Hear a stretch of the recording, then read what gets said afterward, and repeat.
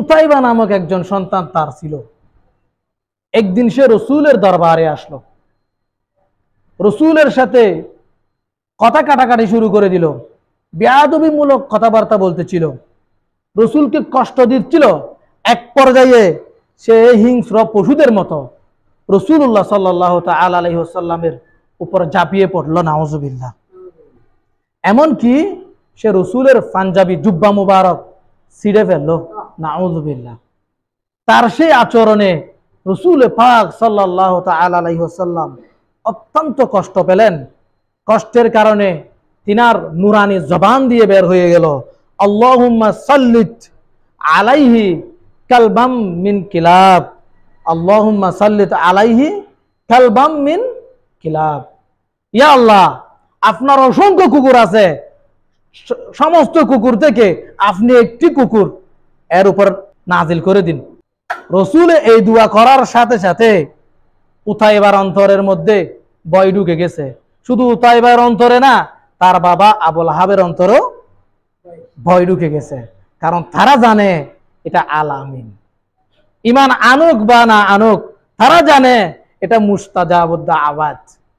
তিনি যেই দোয়া করবেন আল্লাহ রব্বুল আলামিন সেই দোয়া সাথে সাথে কবুল করবেন, সুবহানাল্লাহ। এভাবে একদিন আবু লাহাব এবং তার সন্তান উতাইবা ও সহ অসংখ্য লোক ব্যবসায়িক কাজে সিরিয়া গেল। কোথায়?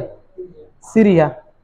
যাওয়ার পথে জারাকা নামক একটা জায়গা, জারাকা নামক একটা জায়গার মধ্যে রাত হলো। এক ফাদ্রির বাড়িতে তারা সবাই অবস্থান করলো। ফাদ্রি বলে দিল, আপনারা এখানে থাকতে পারবেন, কোনো সমস্যা নাই, এখানে চোর ডাকাত নাই, তবে এখানে হিংস্র পশু আছে। হিংস্র কি আছে? পশু আছে। ফাদ্রি এই কথা বলার সাথে সাথে আবু লাহাবের অন্তরে মুচড় দিয়ে উঠল, ভয় তাকে কাজ করতেছে। সব মানুষদেরকে বলল, একটা কাজ আপনাদের জরুরি করতে হবে, সেটা হচ্ছে আব্দুল্লাহর বেটা মুহাম্মদ আমার এই ছেলে উতাইবার নামে বদদুয়া করেছিল। হিংস্র পশু তাকে যে কোনো সময় আক্রমণ করতে পারে, সুতরাং আপনাদের মালামাল সবগুলো এক জায়গায় জড়ো করে তার উপরে উতাইবার জন্য বিছানা করে দিন এবং চতুর্পাশে আপনারা শুয়ে যান। অনেক মালামাল তাদের উঁচু হয়ে গেল, অনেক উঁচা হয়ে গেল। সেটার উপরে উতাইবার জন্য বিছানা করলো।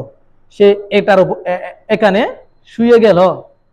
চতুর্পাশে লোক যারা ব্যবসায়িক কাজে গিয়েছেন সবাই চতুর্পাশে শুয়ে গেল। রাত যখন গভীর হলো, বন থেকে একটা বাঘ আসছে, হিংস্র বাঘ, সবাইকে শুকতেছে, সবাইকে খাও খেয়ে ধরতেছে না, সবাইকে শুকতেছে। শুকতে শুকতে এক পর্যায়ে সে উপরে লাফ দিয়ে উঠে গেল, উঠে উতাইবার মাথা চিবিয়ে দিল। সাথে সাথে সে সেখানে ইন্তেকাল করলো। এবং মানুষরা উঠে বলতেছে, বাঘটা কোন দিকে গেছে, কিভাবে এখানে উঠছে, আমাদের কারো মালুম নাই। সে সেভাবে সেখানে ইন্তেকাল করলো। রসুলের সাথে যারা বেয়াদবি করে তাদের ইন্তেকালটা এভাবেই হয়।